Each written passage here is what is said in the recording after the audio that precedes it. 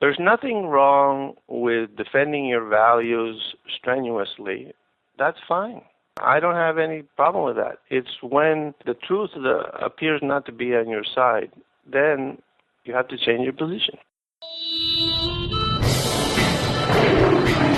Welcome to the Lions of Liberty podcast. Here is your host, your guide, your shining beacon of liberty, Marc Clair. Welcome back, my friends, to the Lions of Liberty podcast. This is episode number 141.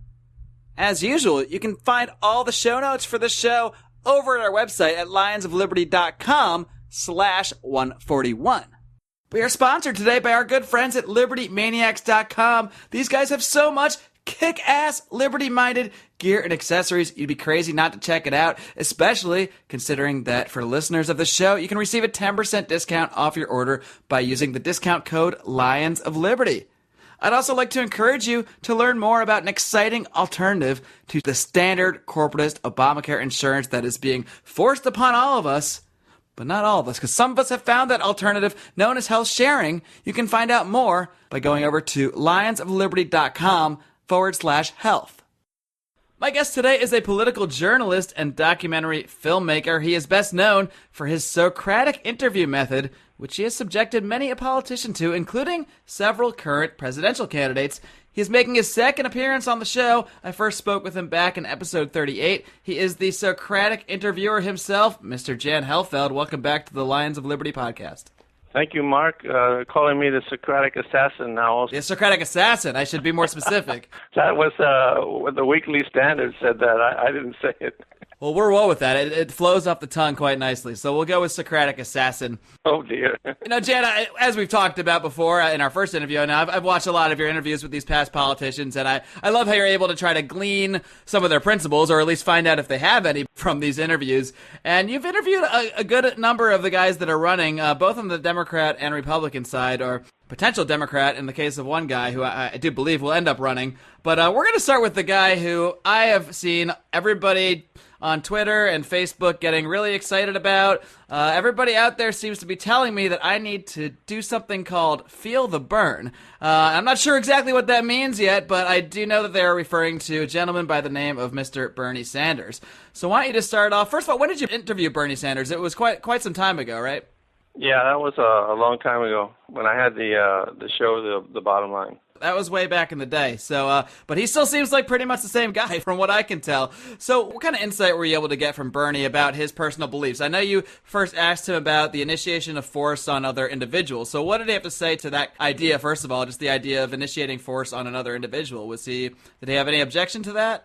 Well, he finally agreed that the individual citizens don't have the right to initiate physical force against other citizens who haven't violated anybody's rights.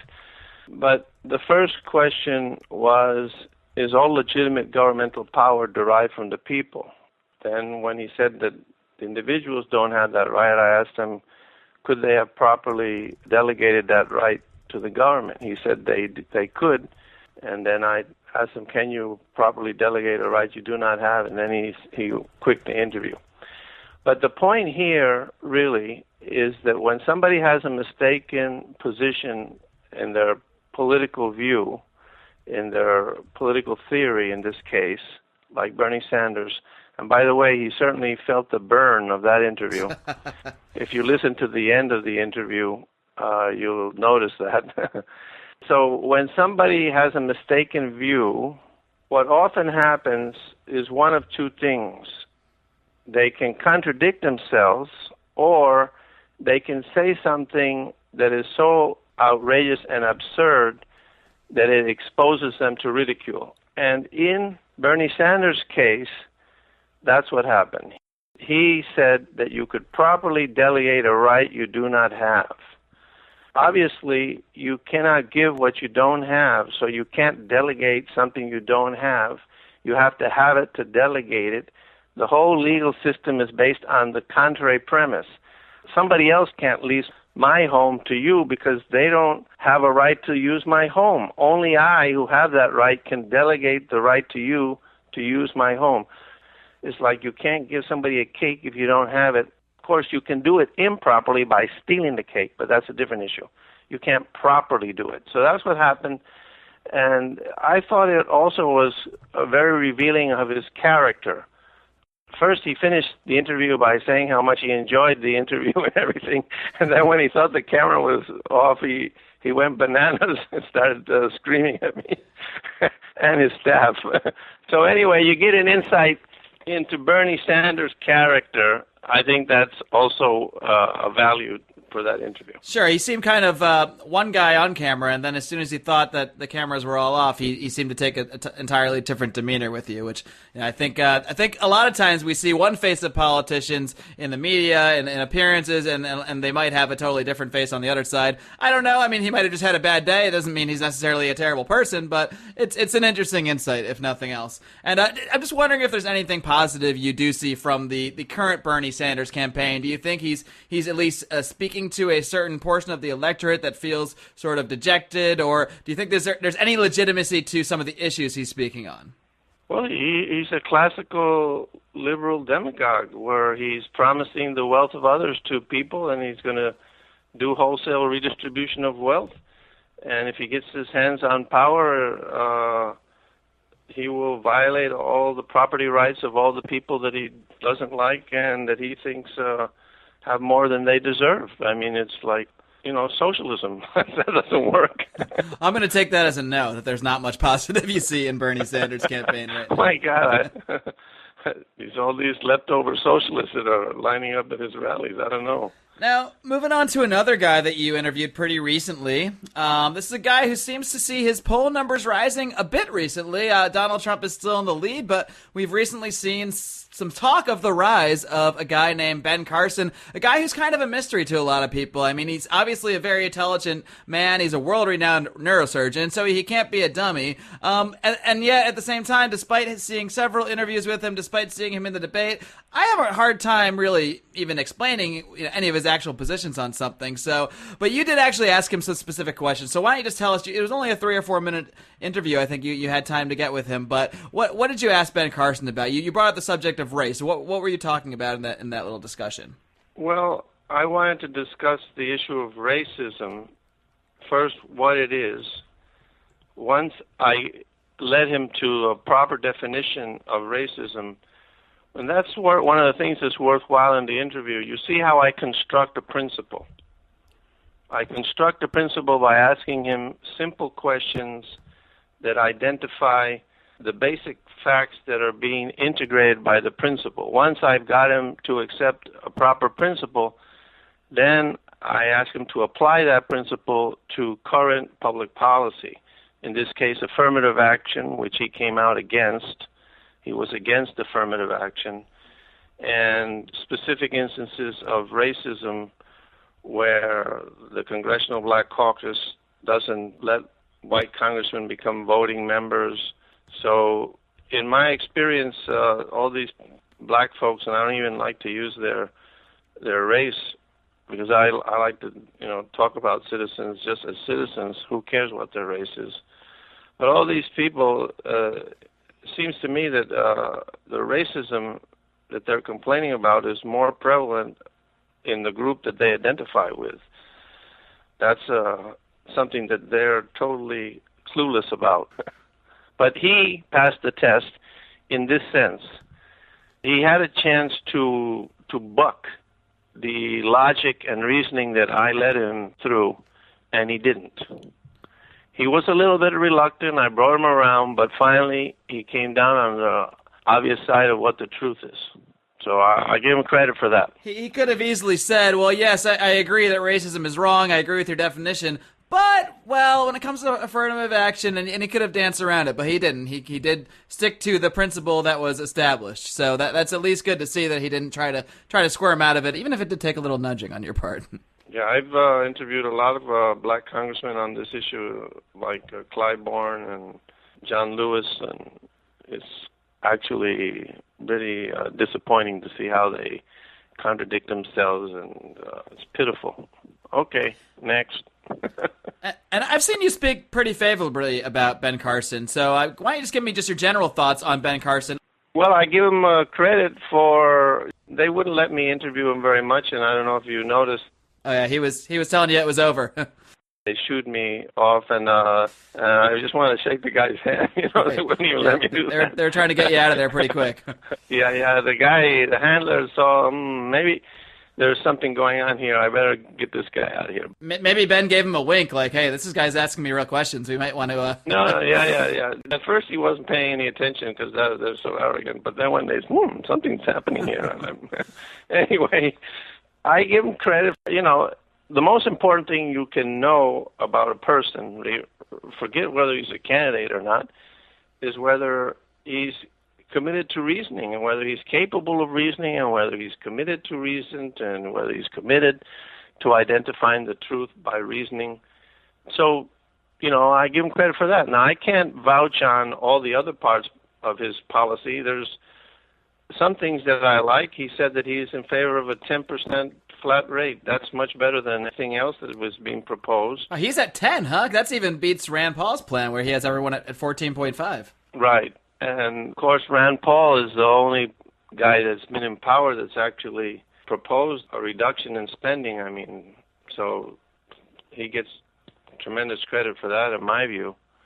But Ben Carson, I think he's kind of weak in the foreign policy. He'll check with his military advisors, and he thinks it's like checking with medical experts. It's about identifying the right principles.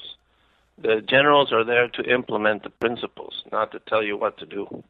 Right, and you spoke there about reasoning and about assessing a candidate's ability or a politician's ability to actually use reason, or at least attempt to arrive at their positions. And one guy, now, this is someone who has not entered the race, and I really have a sneaking suspicion that a lot of the talk we're seeing and a lot of the stuff that's coming out about Hillary Clinton, I am going to use my insight and declare that I believe that Joe Biden will enter the race at some point.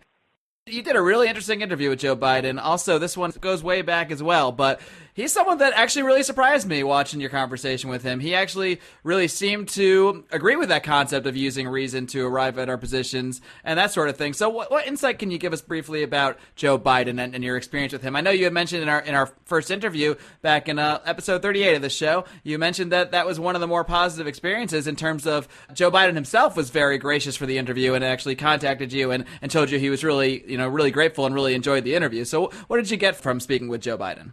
Well, that was a long time ago when I had a show in Puerto Rico.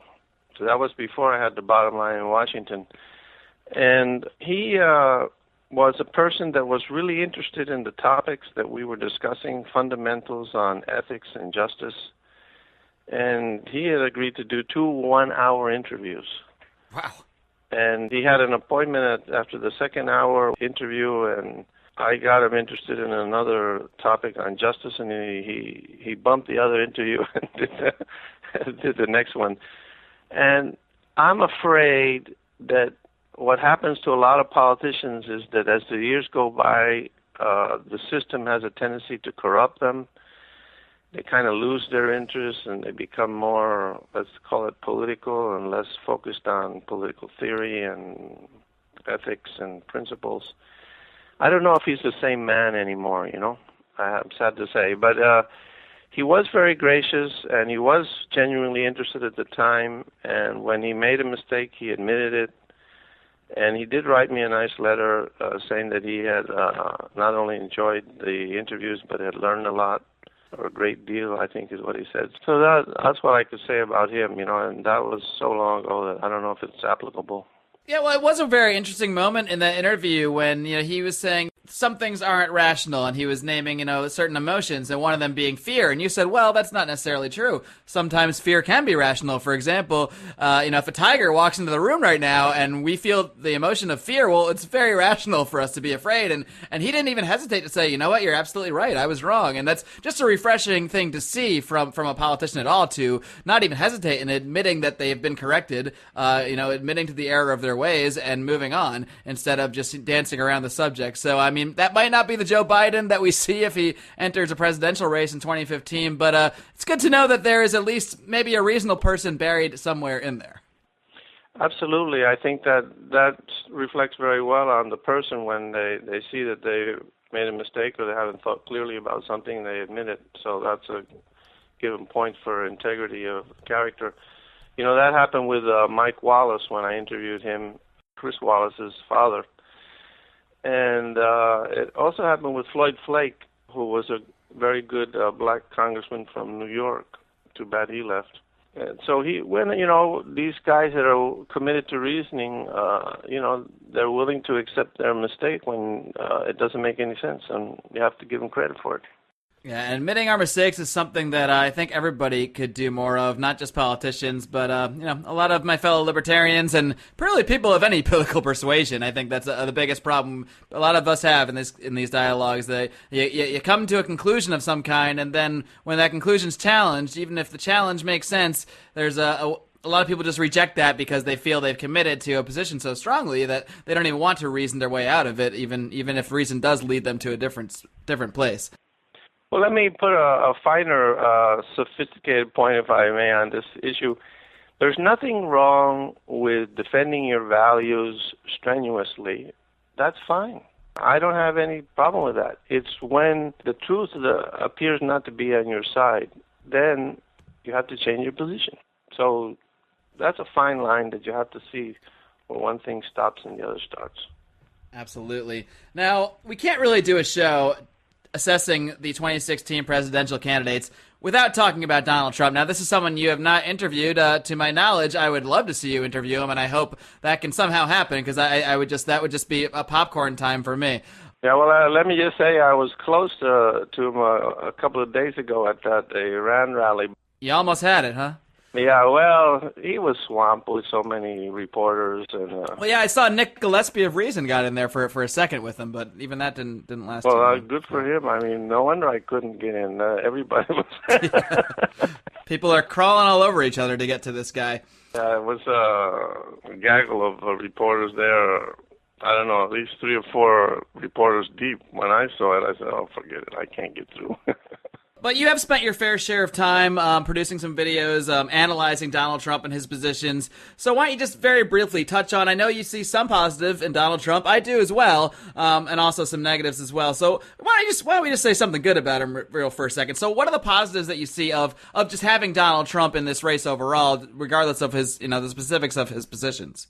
Well, I'll say the positives about his character run and his candidacy is he speaks his mind, he's sincere, that's good, and he's a businessman, and that means he's created value, and he's, I'm not sure exactly, I don't know the facts, whether it's crony capitalism or not, but let's give him the benefit of the doubt.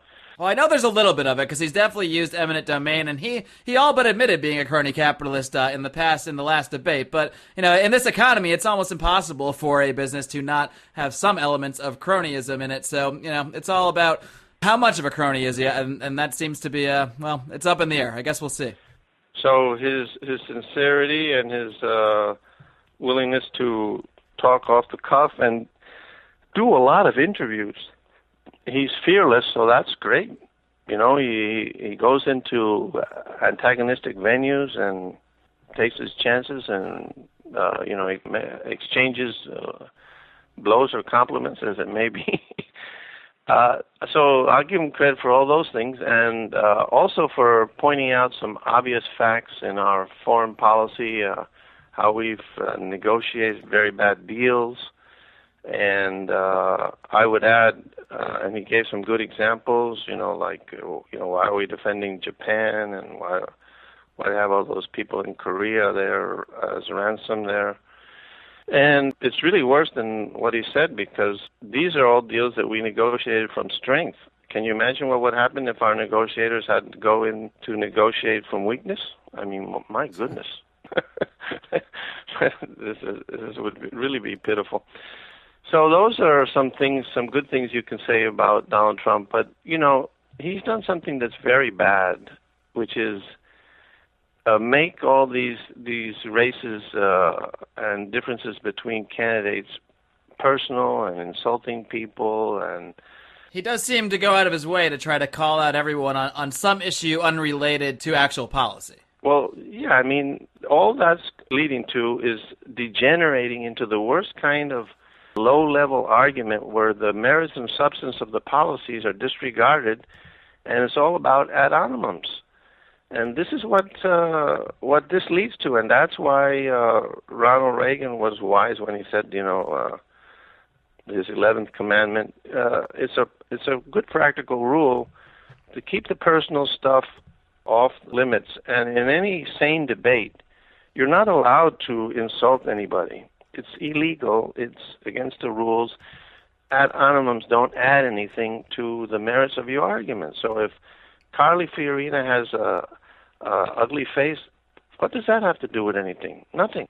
Did he say that? Yeah, that was his most recent one. I mean, he said that who would want to elect a president with a face like that? Who'd want to elect a president with hair like his? I mean, it's all just as relevant. Yeah, when somebody is bragging so much and saying, I'm smarter than you, these are all stupid, I'm richer than you, that's irrelevant. It's irrelevant to the merits of the argument. So I like to focus on the merits of the arguments, and so that's what I analyzed. I analyzed his trade policy. I analyzed his immigration policy. And on the fundamental aspect of Trump, he's not reasoning from principle. And that's, in my view, in all likelihood, is because he doesn't have a clear idea of what his political or economic principles are.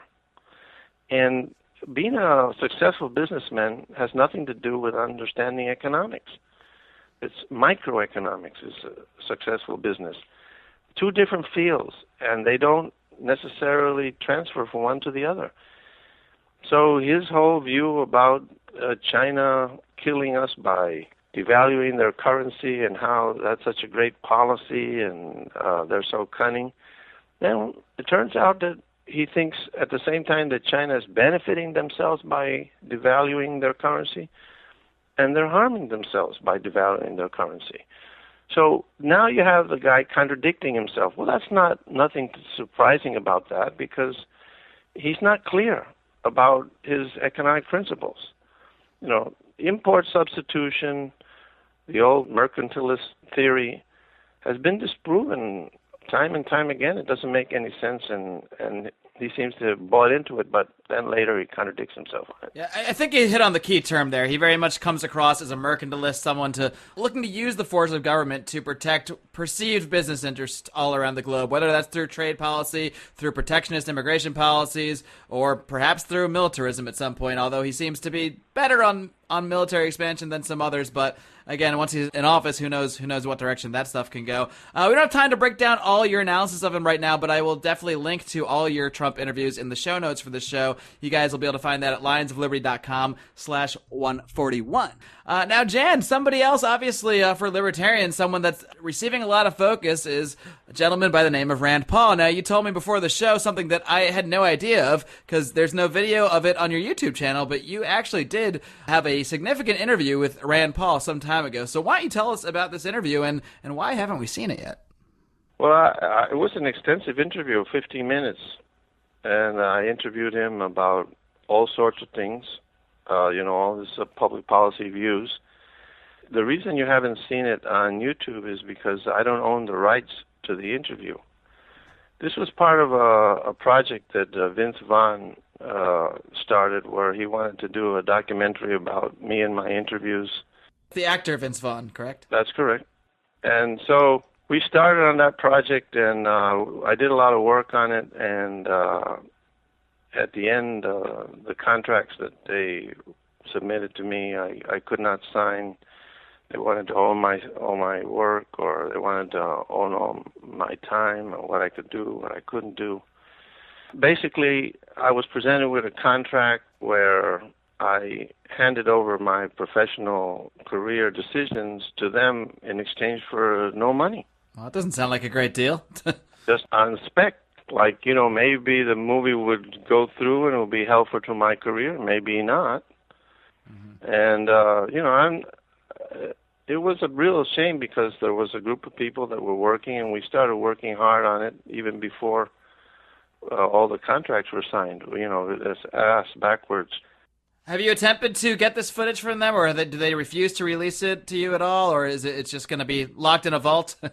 They own the rights to the footage, and I also interviewed Ron Paul also extensive interview, and I'd say the difference between Ron Paul and Rand Paul is that Ron Paul had all these issues, synthesized and, cracker barrel, ready to go, knock them out in a moment. And his son, of course, was not as adept, at least at that time. But, they both came out well and did great interviews, and they would have been useful in the documentary to establish a contrast between the other politicians that we were going to interview, or that I had interviewed already. And there was other people there. We did some great interviews of other people, and it's a deadlock, really, because they have the rights to the interviews, and so I can't use them, and they can't use them either because I'm the interviewer, and they need my signature for it, or they need my agreement, my consent. Good old-fashioned stare down, huh? Well, I'm not even opposed if they, I'm the kind of person that doesn't like to see food go to waste or things go to waste. All this effort that we made and money that we spent too, just going to nothing. You just don't want to sign their contract, basically. No. I mean, that was the stumbling block at the time, and that, I couldn't sign it at the time. Instead of that, I decided, well, I'll do my own interviews, and I did all kinds of interviews and all the debates and everything, and I took that path. That was, the previous election cycle. I guess that was 2012 and 2011. Is there anything that really stood out to you about Rand Paul that might, give us some insight into how he might conduct himself as presidency, how he might conduct himself as a Republican candidate? What kind of stood out to you about him? Well, I'm a bit disappointed with some of his new stances, on increasing military spending and intervening. He's more ambiguous about when he would intervene and when he wouldn't. He's still probably the least military interventionist candidate in the Republican field, but it's by a lesser degree than it was before. That's a tendency that occurs in politics where people try to inch out the middle or inch out the other side to get as close to the side as you can, but still on the other side so you can get what's left over. What are you expecting to see from the GOP candidates at this debate? Is there anything specific you're looking out for? Do you have any predictions about the debate you might want to make? Well, my prediction is that this injecting of insults and ad hominems is having a deleterious effect on the debates, and you're going to see more of that. And you're going to see more personalism, less discussion of the merits of their various policies, and that's what happens when you permit ad hominems. It degenerates into a shouting match, into making everything personal instead of focusing on the merits. That's why it's a fallacy, and that's why it's not allowed in legitimate, proper debates, because it changes the focus from the merits to the personalities involved, which are irrelevant to the merits of the case of each candidate. That's my prediction. You think the bar is not going to be raised? The conversation's not going to get any better, anytime soon, you don't think? Well, I think it's, once you start down that road, you already see them exchanging barbs and, insults, and I don't see that changing at all. I think it's a pity, but that's what's going on. Also, these debates, as I analyzed the previous debate, they're not really debates.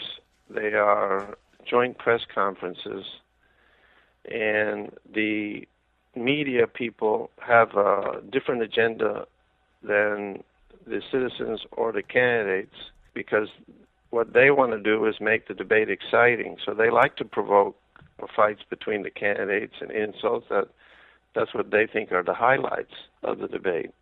And so what we need as citizens is to have the issues discussed calmly and rationally so we can have a better chance of identifying what the truth is on each issue. I've got one more question, Jan, and it might be difficult at this point in time, But if you had to choose out of these mainstream candidates, now there's other parties, and I've already interviewed one candidate, Steve Corbell from the Libertarian Party. I plan to talk to more of these third-party candidates in the coming months. But if you had to choose one of the mainstream candidates, the Democrats or Republicans running for president today, who would you pick? Well, my choice would be Rand Paul, but a close second would be Carly Fiorina. I'm impressed with her. She has a lot of things going for her. She's a heroic individual. A lot of people don't realize that they don't really understand her professional career. Yeah, I know she had a big battle with cancer at one point. That's right. That is just one example. But that's a lady that she has some fight in her, and if she could think through her foreign policy, which is her main weakness, she'd be fine. Seems to be the big weakness of a lot of these guys is foreign policy, including Rand to some extent. Well, that's right. I mean, but he's a bit better than the rest on that topic. She actually had the strategic vision to buy Compaq, and that was a great combination that produced tremendous wealth for that company, and people don't give her credit. And then the guy who reaped all the benefits was Heard, and he really was just a good manager. So the person with the vision, the person that knows what leadership is about, which he's explained summarily as unlocking the potential of the people that you're working with or that you're dealing with, or in this case it would be the citizens. She understands that, and so I'm impressed with her as a candidate as well. So those are my first two. All right, well, Jan, it's a pleasure getting your insight on these guys. I really do hope you have the opportunity to get some interviews with some more of them. And Donald Trump is one that I'm pulling for myself. Before I let you go, why don't you just take a minute to plug everything you've got going on, your website, your YouTube channel, let everybody know where they can find you, and feel free to plug anything else you've got going on. Well, the best way to see my stuff is to go to YouTube/Jan Helfeld. That's JANHEL, F as in Frank, ELD. I think I've been doing some commentary besides the interviews, and if you're interested in various subjects, like we discussed, the commentary I did on Trump about his trade policy, and also I did commentary on his immigration policy. I think the thing that you can most benefit from watching my interviews is to learn how to do Socratic interviewing as opposed to arguing. It's a higher level of discussion and has a better chance to help the truth prevail. So that's what I would recommend, and I think that's the greatest value you can get from watching my interviews, and that's my objective, and that's how I like to deal with people in general, which is to provide value, and that's what I'm trying to do in my interviews or my commentary. And we will keep watching out for more of them, and be sure to follow Jan on his YouTube channel because there's always some interesting stuff up there. Jan Helfeld, thank you so much for joining us. I really do appreciate it, and wish you the best. Okay, thanks.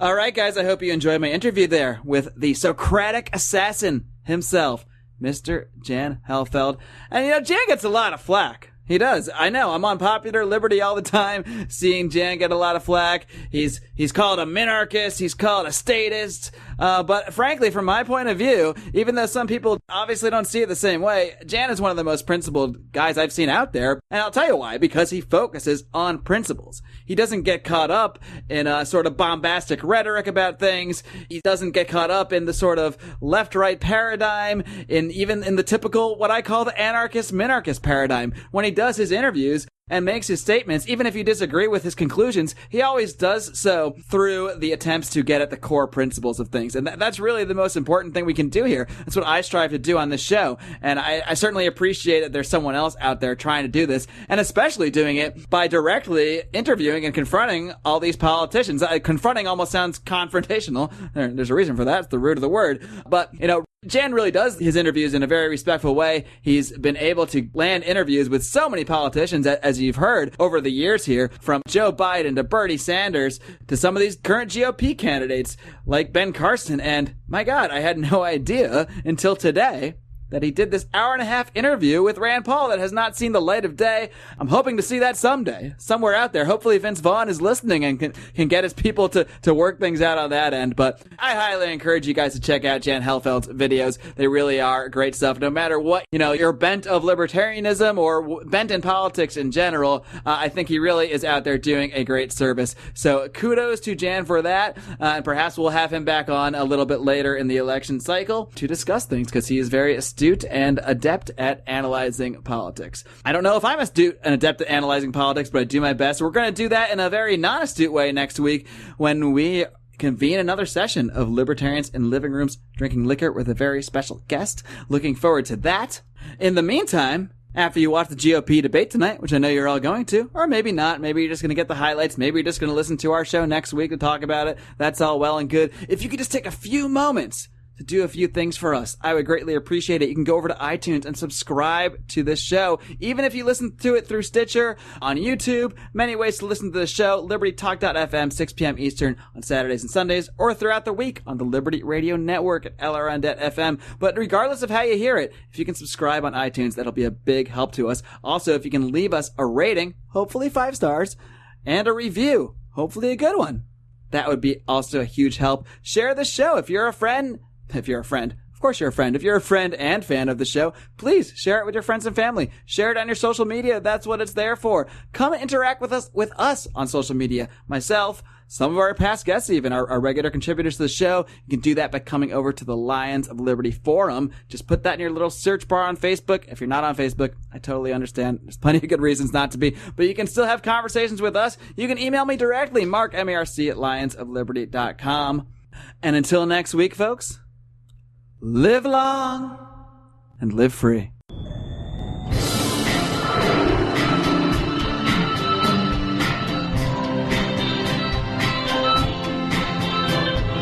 Head of editing and mastering is John Dolan.